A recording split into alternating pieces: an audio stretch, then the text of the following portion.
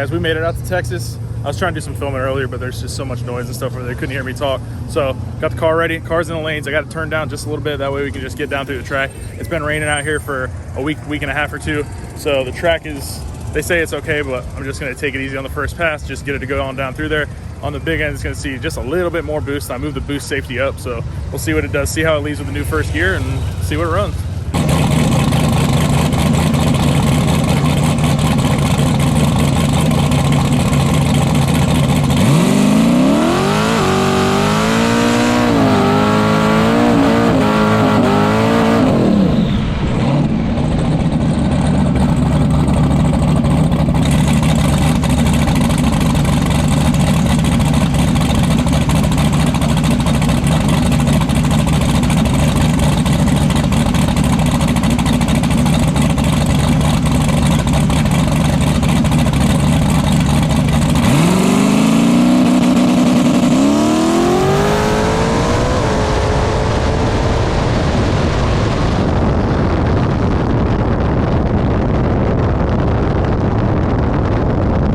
All right, guys, so on that pass, we went down good. However, when I bumped it, I don't know if it bumped through or if it was me. I'm not real sure yet. I'm downloading the data log right now just to check over everything, and then we'll make another hit. But that was a little bit more boost than we've had going down the track. Commanded, I don't know yet from the log, but I'll know on the big end, that thing was riding out. So the first gear worked really well. Unfortunately, because I had left so early, I did not get a time slip. I just got some data, but I know it'll go down the track again. So I'm not gonna touch anything with the tune-up. I'm just gonna look over everything, make sure everything's good, and then we'll make another hit. All right.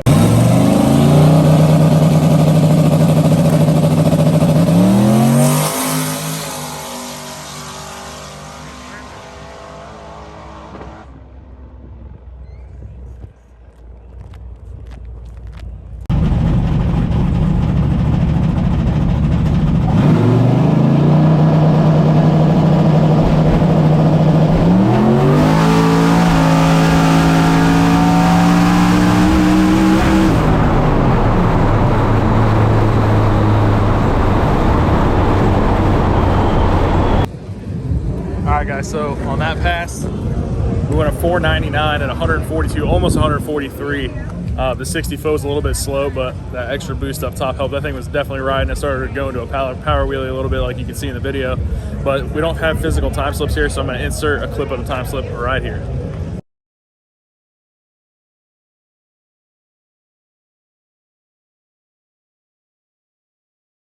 They're getting ready to do the burnout contest, so we'll probably watch some of that. I'm gonna cool the car off, look over the data, and we'll see if we can get this thing to leave a little bit harder. That mile an hour and being able to go that fast, if I can get it to leave harder, pick up that 10th to the 60 foot, it should go deep into the 480s.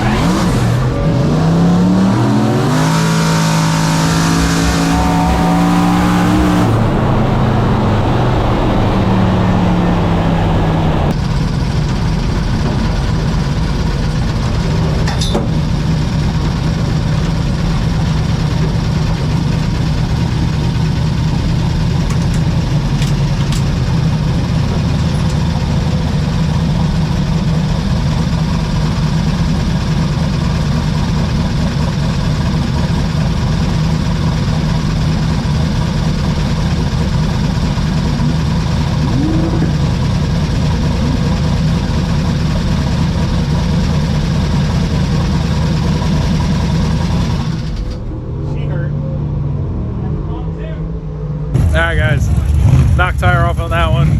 I was trying to leave a little harder to pick our 60 foot back up. but so the track wasn't there. But I rolled back into it, and I think I heard it making some bad noises. So you can probably hear it in the GoPro. But we're gonna just call it there for the night and go watch some burnouts. All right, guys. So made it back from Texas. Definitely seemed to have hurt the car. I don't know what yet. I do have it up on the lift. So what we're gonna do is pull the trans back out of it because we need that for James's 240. So I'm gonna pull the trans out of this tonight and then take that down with me tomorrow. Depending on what time we get done with that, maybe we'll pull a valve cover or something, make sure it's not just a broken rock or something like that, but it definitely has a lot more blow by than it did before. So I'm thinking it broke a piston, but no big deal. I got some stuff coming to make a nice motor. So we're gonna probably take this one apart and then put a rod piston crankshaft motor in this thing and really turn it up. Today we're gonna get Moonshine's motor taken out. As you guys saw in the last video, we may have heard it out in Texas. I haven't done anything with it other than yank the transmission out so we can get it down to James to get it in the 240, which we still haven't quite got running right. So we're gonna go ahead and get this out, get it on the engine stand, get the heads off of it, and see what we did. I do have some parts coming by the end of this week.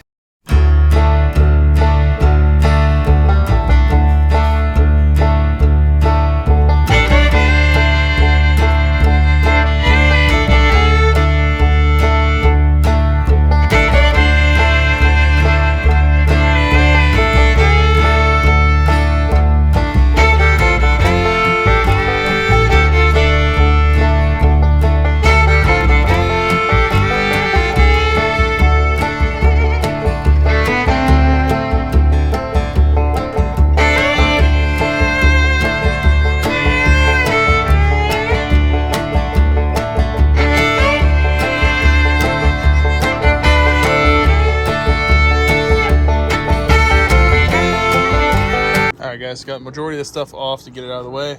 A couple little plugs, sensors, and we should be able to yank it out, unbolt the mid plate, and we'll be good to go. Not seeing any signs of which hole it was, but it was definitely making a tap.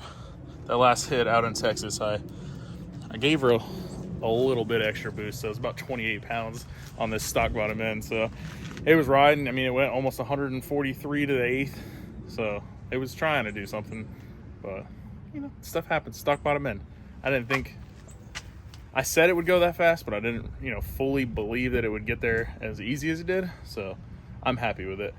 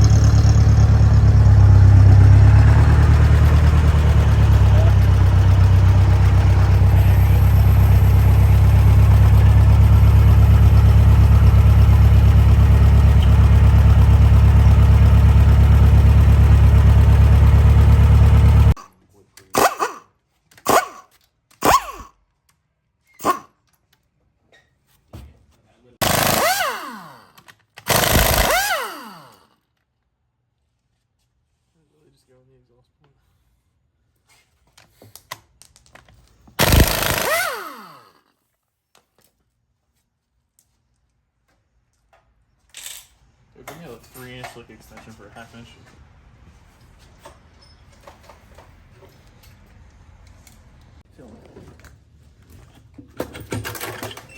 That's a moment of truth. Looks like that one right there. Yep. Maybe not. Crack the piston. Did it? I think there's a crack right there. I don't think so. Maybe. Yeah, there's a crack. We need a light. crack it up there too, yeah. There's the one. Doesn't look like it hurt the cylinder wall though. That means we're throwing a slug in it and going back out this weekend. This weekend? Shoot, come on. That's crazy. I guess that's what they do though. Everybody said these pistons are glass. They're glass, yeah. I wonder if that, well that one, I expected to see it torched. Yeah. Huh. How about that? I think you'll be alright. Just throw another one in it. Yeah. That's cool. All the haters out there saying it ain't stock bottom, man. 100% stock bottom, and nobody said it wasn't stock. I know. Guess we're just not fast enough to have haters yet. No, maybe we gotta go faster. Well, our suspicions were confirmed. I definitely heard it, and it's cracked. Let me get a light so you guys can see down in there. I'll clean it off.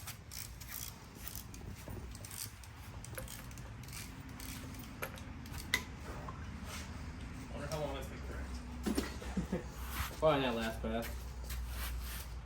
Can you turn the flash on there? Stop recording. Steve earlier. Hold on.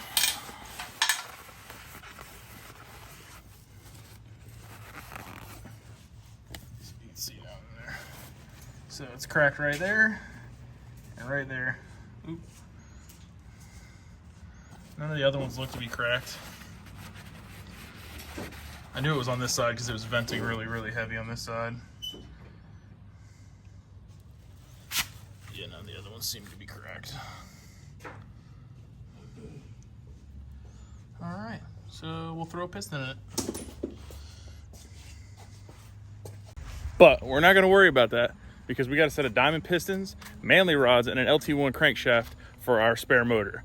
So this is gonna get put to the side. I probably will just flat cut a piston. We'll put it back together, just keep it as a spare. But I'm dropping off the other motor at the machine shop this week. We're gonna slam that thing together, get it back in the car, and we're gonna go set some more records. So the fastest, as far as I can find out, the fastest Gen 5 has been what, 455, Bob? 454 to the 8th mile? It wasn't stock bottom end. It was an LT4 like base deal rod piston, I believe. So that's our new goal, is to go faster than that with a little 5.3. All right, guys. So I finally got around to tearing the motor apart, and it didn't just break the piston. It S the connecting rod, then broke the piston. But I started looking at it, and they're all bent. Every single rod in here is bent. So she's seen some boost. I noticed when I was taking it apart, I found some piston or pieces in there, and I was like, oh, that ain't good. We're gonna have to rebuild this whole motor. But yeah, every single rod in this motor is bent.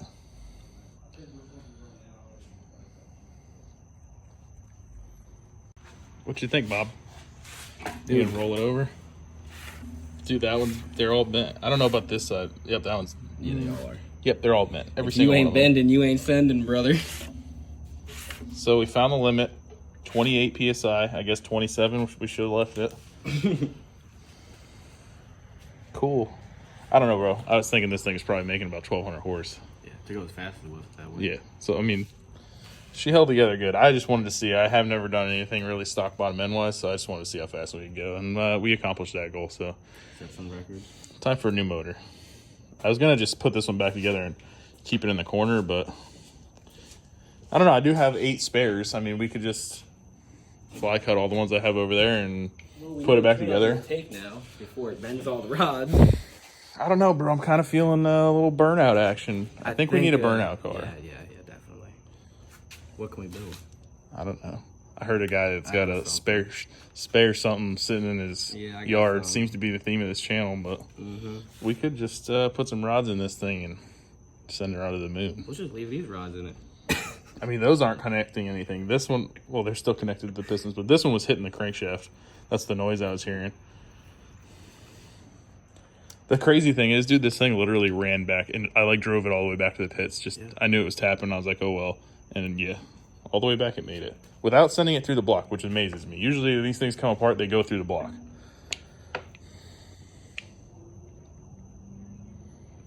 All right, guys, so that's the goal. We're gonna try and go mid to bottom 450s with this car to the 8th mile. I may set it up with a little bit different gear, try and run some quarter-mile classes, because there's not much 8th mile stuff around unless it's like grudge race and stuff that I fit in. So unless I put interior in the car, which I don't really want to do, we're not going to fit in a bunch of classes. So we're going to do that with the truck, though. We're going to set the truck up more streetish so that we can go run with some of these street cars like Garrett and the El Camino and a couple of these other really fast street cars. Try and put that truck in the 6s. But as for Moonshine, that's the plan with the motor. Going to get this thing forged. I got a turbo that I got to pull off and rebuild. I'll show you guys that in the next video or another video. But that's going to be it for tonight. Thanks for watching. As always, stay tuned, and we'll see you in the next episode.